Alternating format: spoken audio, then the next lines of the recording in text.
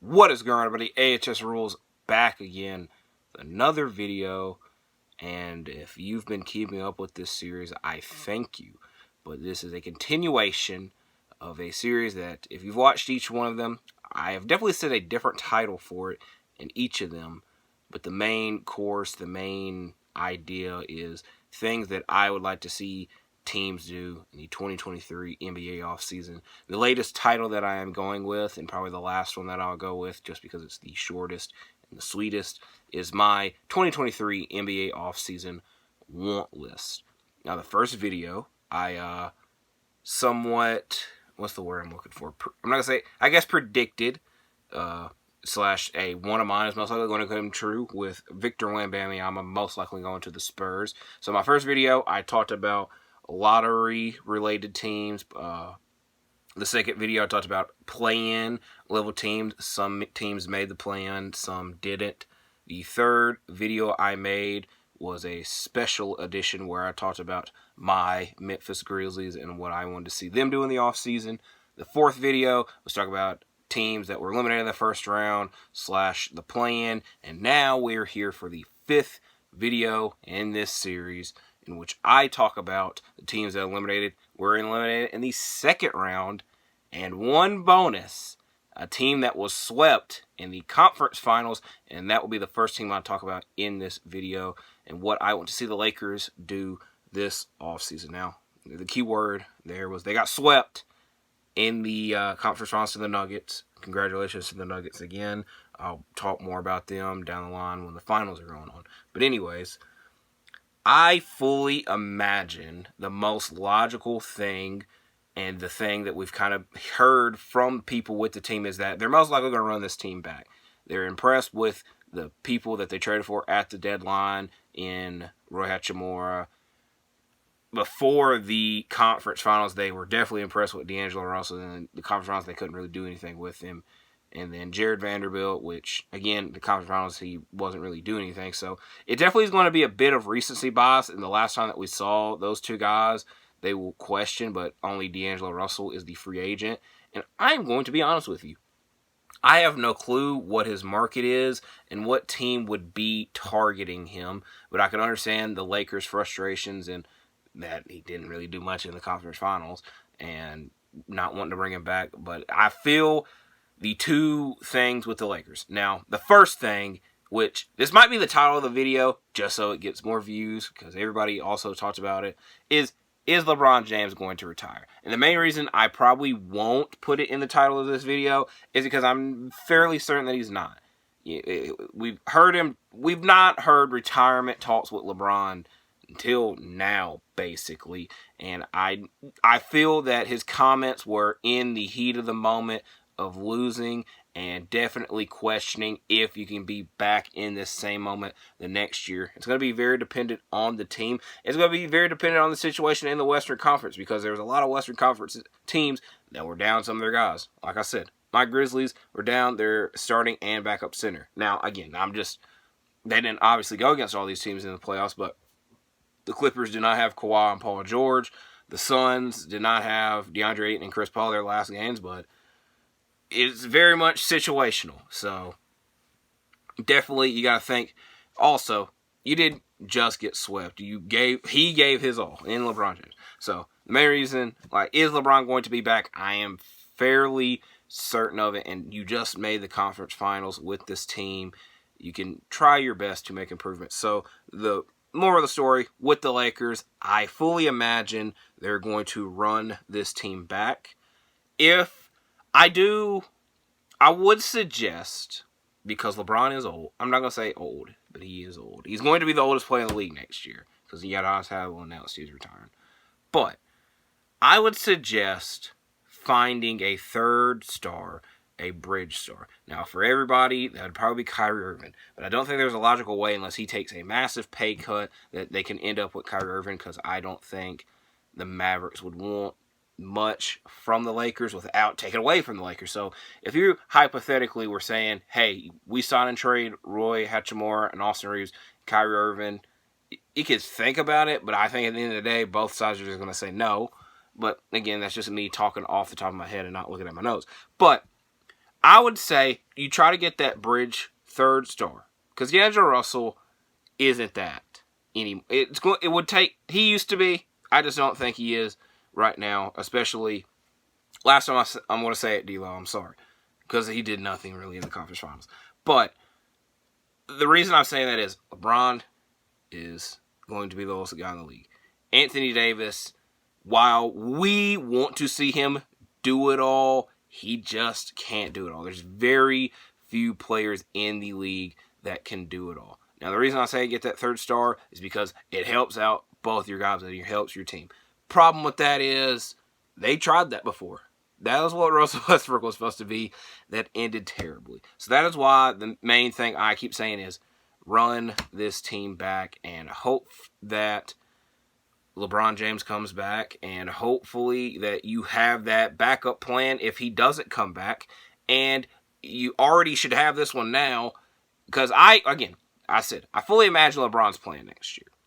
And he's probably just going to want the Lakers to do their best to change the team and to make the team better. But already get the contingency plan set up for when LeBron is ready to retire or leave down the line. Because I imagine that is coming not next season, probably the season after. So got the Lakers talk done, over, and done with. Swept under the rug, pun intended. So the next team I'll be talking about is a team that the Lakers did eliminate. Another team that I was very happy to see lose, I guess. The Golden State Warriors. Now, if you've watched some of my if you watch all my videos, I'm very rarely very negative, but I sometimes will hint at like, yeah, if that team loses, I'm not going to be very upset about it or have a thought process. I'm probably will be more happy. That's kind of the thing with the Warriors. My thoughts on the Warriors. But the thing I'm going to say would probably shock you. So, all year they had a kind of rift between them due to the Draymond incident at the very beginning of the year with Jordan Poole. And even if you, like, now looking at, I don't like any, Twitter has the For You section, and I'm 99% sure I've never liked anything Warriors related. But every once in a while I'll see a Warriors fan tweet or just someone talking about the Warriors. And it's just like talking about where everything was going wrong and just how the mojo of the team was just not there all year. And I'm not going to point fingers at who had the mojo down, but it was Jordan Poole. It wasn't even Draymond, the guy that instigated, I guess the best word to use, the situation that took place. So I think, and again, I'm basing everything off of what happened in the playoffs. Jordan Poole did the least for that team, and he's getting paid a lot of freaking money for them. Now, you could debate between him and Clay, but this was the time that he should have been taken off. And he said, I don't know who said the exact quote, but he's supposed to be the bridge between the old generation and the new generation of the team. And he's leaning towards the newer side. No, he needs to be leaning towards the older side, especially because you got the pay raise last year. You did well in the playoffs last year. It's just been a year. Where did it all freaking go? So, I know the Warriors might regret it down the line. But I think at some point, loyalty needs to come into play. Now, I know that Draymond and Klay Thompson, and I guess to Steph to some extent, want to keep getting paid because they've gave that organization a lot. But that organization has gave them a lot as well. So there needs to be a common ground in doing what's best for the team, for everybody involved. The main reason I am also saying this is because that is why the San Antonio Spurs with Tim Duncan, Manu Ginobili, and Tony Parker, because they took pay cuts, they did what was best for the team, and so I think these guys need to do it as well. But I think that Draymond, especially because he's the free agent, most likely going to be the free agent this year, the player option, and Klay down the line next year, they see that other teams would probably value them and probably want them and get into a better rhythm. But main thing I'm saying is this is everything that I said, I would trade Jordan Poole and keep Klay and Draymond as long as Curry is there. As long as Stephen Curry wants to be there, you need to keep his main two guys there, the guys that have been there the longest time. And I think a problem that I had with the Warriors, going into the season, I thought they had the best team in the West because I didn't think the losses of Otto Porter Jr. and Gary Payton II were going to be that big of a deal. And they added Dante DiVincenzo, who I thought was going to be a bit of an improvement because he's good offensively and defensively. But he had a good year, but nothing to take them over the top. But anyways, I thought they had going into the season, I thought they had the perfect bridge of experienced guys that just won a freaking championship, and the younger guys, and you mix those together, and it should do well with providing the experience to these younger guys. But the Warriors didn't end up giving a lot of those younger guys time, and who knows? Like James Wiseman, a lot of people have called him a bust. I don't like saying the word bust, and he's definitely not in the best situation in Detroit because they have 3 to 4, possibly 5 centers after the draft. Who really knows what they're going to do? Centers. So it's going to be weird, but it's going to be a weird situation where I don't think they can keep everybody, obviously, and you're going to bank on your future. And what from you've seen from your future has been good, but it's just like at some point it's going to be you have to decide on the guys in your future or the guys in your past. And you guys in your past have been the ones you've been successful with. And me personally, I respect what the Spurs did with Duncan, Tony Parker, and Manu Ginobili, even though Tony Parker ruined it because he spent 1 year with the Hornets, which was so freaking crazy. And I think the Warriors should do the same thing.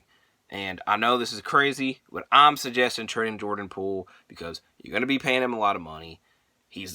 If hypothetically you're bringing Draymond back, you got your starting 5 because that's Steph, Clay, Wiggins, Draymond, Looney. All those guys are paid. And if you're trading Jordan Poole, you most likely trade him for bench pieces, which you wouldn't have that go-to bucket guy like he is off the bench, but you're getting guys that can spread it out. Also, your starting 5, the Splash Bros, I feel can handle the scoring, while the bench, you're trying your best to get multiple bench pieces. And to be fair, though, I don't know what Jordan Poole's value is because last time we saw him, he wasn't that well, and I know that teams would be biting and bidding low, and it just might be a situation where they keep him and look it down the line. But the main moral of the story is I think you should try to keep Draymond because you know you've been successful with him before, and what you have in your future might not be the brightest because what we've already kind of seen is just very, like, the light is on. It just flickers constantly and does not stay bright for the longest time. Next team to talk about, the Phoenix Suns. Now, these next 3 teams, mainly 2 of them, I'm going to suggest trades.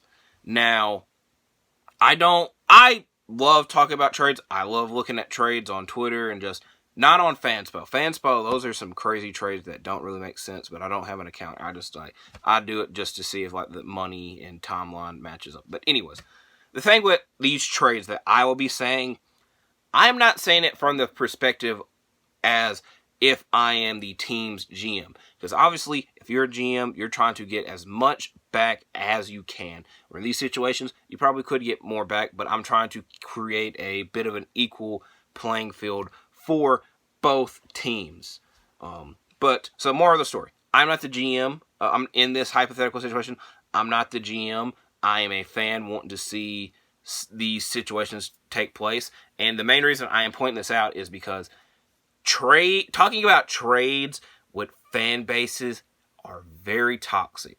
And the main reason is because they most likely overvalue the guy that is on their team and they're trying to replace him or upgrade him and just blow the other team out of the water. And that's just kind of not how trades work.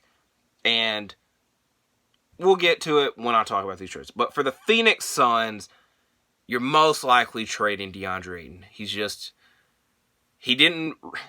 tried to leave last year. The Indiana Pacers offered him the contract. That is out there. That is known. He didn't really want him to be there. Now, Monty Williams is a nice guy from everything that we've heard and seen. They fired him. Now, should they have fired him? I don't think so personally because he at least had the excuse of our 2 guys weren't out there. Also, you changed the team at the deadline by adding Kevin Durant. It's not that easy enough to where it's coachable, And also, they lost last year, where they lost to Phoenix. They were the number 1 seed, or they lost to Dallas at home. That was definitely bad. This year, they lost to the number 1 seed, who are now going to the finals, and I felt rushed firing Monty Williams, especially because he changed the team. He helped the team a lot. So I felt that I would have kept Monty Williams, but it is very much in this league. Very rarely they choose the coach. Sometimes it happens with the Chicago Bulls, Jimmy Butler, but that's another point and another video. But anyways, they kind of chose the players over the team, but they might have chose neither. Because, again, the dynamic with Deandre Ayton and the team all year was a bit fishy, and the main thing is the dynamic between Deandre Ayton and Monty Williams. But I just felt that Deandre Ayton just didn't want to be there. So, in this hypothetical trade that I created was sending him to the team that he wanted to go to, and that being the Indiana Pacers. Now, the main reason, again, I was talking about earlier with the trades and the fan because I remember I was on Twitter the day that the Suns lost, and they're like, yeah, I'm glad we did not sign DeAndre, and I'm glad. But I don't think that he lost all value all this season. It was just 1 year, and obviously it was not like a terrible year. It was just a very questionable year. So I don't think that Indiana would be completely out of the DeAndre Ayton chase. Now, the big question comes with Miles Turner. Now, I'm sorry, Phoenix, because I've spent a lot of time talking about Indiana, but it's kind of the moral is what I want to see the Suns do is with Miles Turner. So if they signed DeAndre Ayton last year, what the hell happens with Miles Turner? Which is a question that wasn't really asked, but we kind of all thought, well, they're just going to trade him. So in that situation, you're not probably going to get much back because you just signed a guy that's going to replace him, and he's just not going to be on the team. So, and then obviously they extended him, but it's just like Miles Turner's always been in trade talks, and yes, he got extended, and we haven't heard as much trade talks as years prior. But moral of the story: if I'm the Phoenix Suns, they are trying to get as much as they can for DeAndre Ayton. I just don't think that's the case. I think the most fair, again, off the top of my head, trade that is realistic and could happen that would help the Phoenix Suns is trading DeAndre Ayton for Miles Turner and T.J. McConnell. Now, a lot of Suns fans want Buddy Hield and DeAndre Ayton. I think you're asking for a bit too much. Or T.J. McConnell, you need the point guard depth. Campaign is very good.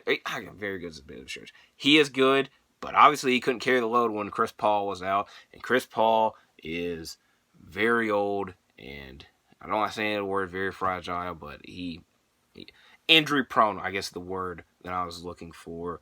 And you're going to need a point guard replacement at some time for Chris Paul. Now, I really doubt they're going to trade Chris Paul, especially because I don't know what type of value Chris Paul has, and I don't know what team is going to go out of their way to get Chris Paul. Maybe the Wizards.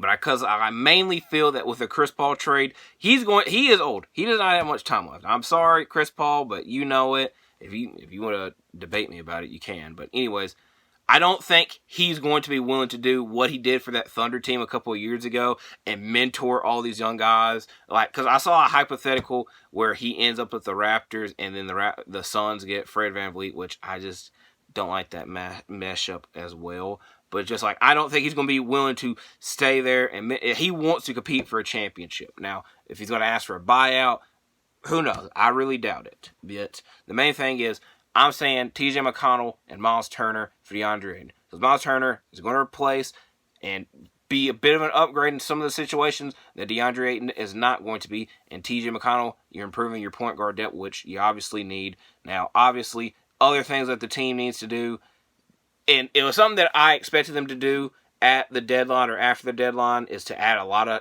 candidates from the buyout market, which the only one they did was Terrence Ross, who was somewhat of a beneficial pickup. He wasn't terrible for them, but it's just like he didn't play. He played some, not a whole lot, and definitely did help them. But I think that there'll be a lot more players lined up, ready to go now that there's an offseason, and that there's most likely some open space for them because they have a lot of free agents and a lot of roster room to fill. So for the Phoenix Suns, I would trade DeAndre Ayton and try to target Miles Turner because it's most likely that you're not going to get an upgrade. Next, the New York Knicks. Team I don't really want to spend that much time talking about. I'm kidding. I don't know. I've kind of said it a couple times. I'm just not the biggest Knicks fan because it's just like the team doesn't appeal to me. Like, I like Josh Hart. I appreciate Josh Hart. Jalen Brunson, I've gave credit to. It's just I'm not a big fan of Julius Randle and RJ Barrett. Now, in the playoffs, they had their moments where they were good, but when they were bad, it was noticeable. But I'm not going to harp on that too much. If I was the Knicks, I would trade Julius Randle because I don't really know what the hell he does. That's kind of a half-joke question, but as I say several times, behind every joke is a little bit of truth. But I said this, I'm going to say this like every team and like the person I suggest, but I don't know what the hell Julius Randle's value is. If Portland called and they're like, yes, we will give you the number 3 pick for Julius Randle, I feel I would do it. Now, New York would probably feel a different way because they would probably feel they're taking a step back because Julius Randle's been a 2-time All-Star for him, and he kind of helped them get out of the first round of the playoffs this year. But if you could trade Julius Randle, I would think about it. I guess that's the best way I would put it. But the main thing I said for them is what everybody says about them. Look for the disgruntled star. Now, they have a lot of picks. They have 10 first-round picks over the next couple years, but they don't have one this year, I believe Fanspo says. But you got Evan Fournier, who's on a big contract. You got Obi Toppin. I mean, it's just going to be very dependent on who you're willing to give up. I feel Evan Fournier and picks, they're 100% willing to give that up. They want to keep Jalen Brunson. They went out of their way to sign him. Quentin Grimes, I feel that that would probably be out of the starting 5, the position they look to upgrade first. So Quentin Grimes might be, in these hypotheticals, out of the door. RJ and Julius Randle, again, if I was the GM, I would definitely look at trading them, but I just doubt that happens. And then Mitchell Robinson, again, you could say the same thing. Like I said, I'm just not that flabbergasted by this Knicks team. But a lot of people are, a lot of people appreciate them, and a lot of people support them. But for the moral of the story, what they should do this offseason, look for the 3rd disgruntled star. The main reason I'm saying that is Brunson is a star. Is he a number 1 on a championship level team at this moment? Probably not. Give it 2 years and crazy playoff performances like we've seen this year and last year, he probably could be in a debate for it. You're not going to get anywhere with Julius Randle and RJ being the 2nd and 3rd. Now, if one of them are this hypothetical 4th and you don't have to give up either, then you're really cooking. You're really playing with house money. I think that's kind of how the saying goes. But if I had to suggest one person, it would be Zach LaVine. Now, defensively, you can definitely question it, but just the shooting guard, like I said, out of the starting 5 is the position that needs to be upgraded the most. And like I said, look to trade what you got. So, more of the story. What everybody else says about the New York Knicks, I'm saying the same thing. Look for the disgruntled star to help the team. Last team to talk about, the team that's most likely in the title of this video, because I have no freaking clue what's going to happen with them. And again, it was another thing I predicted. The Philadelphia 76ers. I made a whole video pretty much saying each year they get eliminated in the 2nd round. And this year they need to do something because Embiid is most likely going to be MVP. Harden, you don't know what the hell he's going to do. And it's just what do you do to improve this team? Now, when I made that video, the Harden to the Rockets rumor was not as intense as it is now that the intentions are somewhat clear. But I don't know what the hell you do if Harden leaves. Now, I can understand Philly not want to give him 4 years, $200 million. I can completely understand that. Because 4 years from now, He's probably not, like, he had his moments, obviously, in the playoffs. I had to say this about every freaking team, but he obviously had his moments in the playoffs. He had the game winner in game 4. Was that game 4? In game 4. Game 1, he also had it in the second round. Also, it's also crazy how Philadelphia is always dominant in the first round, and then the second round comes and they crumple. It's very weird. Anyways, I can understand them not wanting to bring Harden back, but it's just, I don't think the team that is heavily interested in James Harden is the Houston Rockets. Everybody is kind of heard and been hearing about this. I don't think there's much on Houston that Philly would be interested in, especially to compete for a title. Maybe they can make it a 3-team trade, sign and trade, but also Houston can just sign him and they don't have to do a 3-team sign and trade thing at all. So, I know people suggest Damian Lillard, and I'm getting traded there, but it's just like, what is I don't expect Damian Lillard to get traded. I'm moral of the story saying, I don't know what the hell Philly does if Harden leaves. I guess there's free agents you could target, but you just don't have that much money. But I don't know. And what I imagine is going to happen is Harden leaves. They're bringing a surprising name. I don't know who that name is. I can't really think of one. And Embiid's going to have another very dominant regular season. I'm kind of very much looking at it as the season when Ben Simmons sat out and then they traded for Harden. So that was 2 seasons ago now for them. I imagine that type of regular season for him. And Tobias Harris might have a little bit of value because he's an expiring contract. But that, again, is very debatable. But I think the main thing for Philly is they need to keep Maxey. But what I anticipate them doing is letting Harden walk, bringing in somebody that they can hope can produce what Harden was able to do, but it's going to be very difficult to do that. And then they let Embiid go crazy again. But sadly, if the past is any proof, that is not going to work. So the thing I'm going to end this video with is one crazy ass trade that I would suggest, and I think it is a win-win. It's either a win-win or a lose-lose. I guess that's a fair thing to say. But the main reason I'm saying this is it's going to be very hard to help Joel Embiid and get help for Joel Embiid. So you're most likely at the end of the road with Joel Embiid. I think he got 1 year left. I said that in my Sixers video. I'm like, I think you got 1 year left and try to prove everything. And you're going to try your best to prove everything, and it's probably not going to work. So that's talk about next season for Philly. And that was even before the Harden leaving rumor was like intense. So I think Embiid is going to want out. I don't think it's going to be this year. It's going to be next year. Now, the trade I'm suggesting would have to be this year because the guy is an expiring contract or he has 2 years left. I'm pretty sure FanSpo said he's expiring. But I suggest, and actually, I'm suggesting 2 guys. So, Joel Embiid gets traded.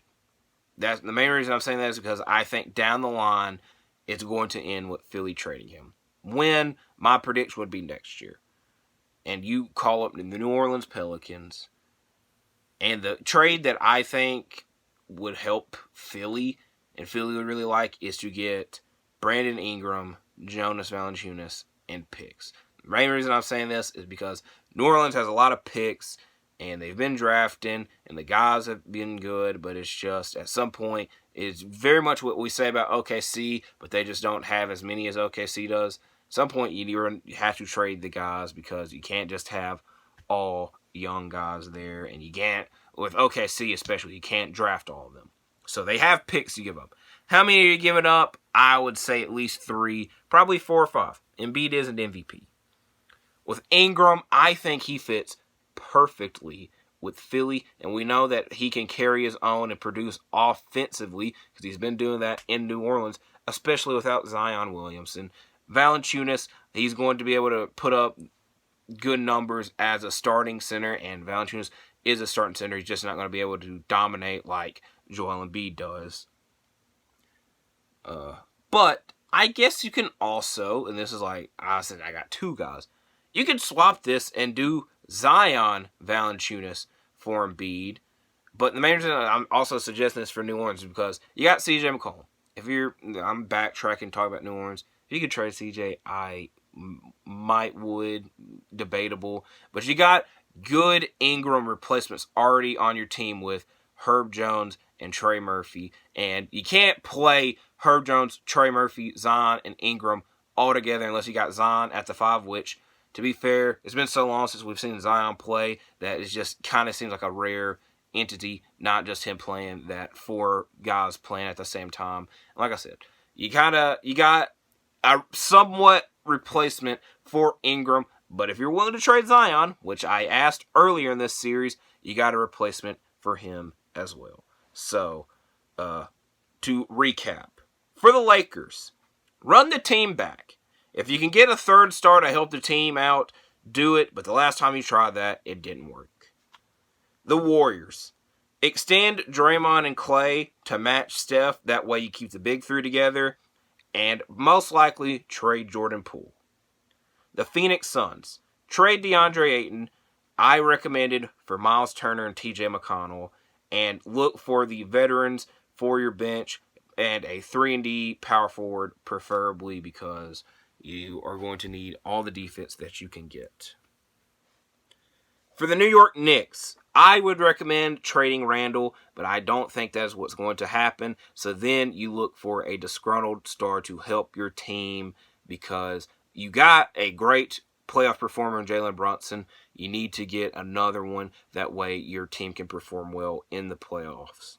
And for the 76ers, WTF, I don't really know what to expect, what they could get for James Harden to leave. What I expect for the team and what to happen is they get somebody that could possibly help them. They're not going to help them. They're going to try it one last time with Joel Embiid, and then they're just going to go their other ways that next year because they're most likely not going to get a proper upgrade over Harden. So, that is it for this video of episode 5 of things I wanted to see in the 2023 NBA offseason and / my NBA offseason want list. Like I said, I've got one more left where I'll be talking about the Miami Heat or most likely the Boston Celtics. And I don't know when or if I will cover my finals teams. If it's the Miami Heat in the finals, I feel that I'll do a separate one, talk about the finals teams, because I have a lot of questions to ask about that Miami Heat team. But it's just like, the main thing I kept saying the whole series is like, I don't think I'll talk about the finals teams because they made the finals. They don't really need to listen to me. So we'll see what happens at that time. Thank you for watching this video. Please like and subscribe, and I'll see you in the next one.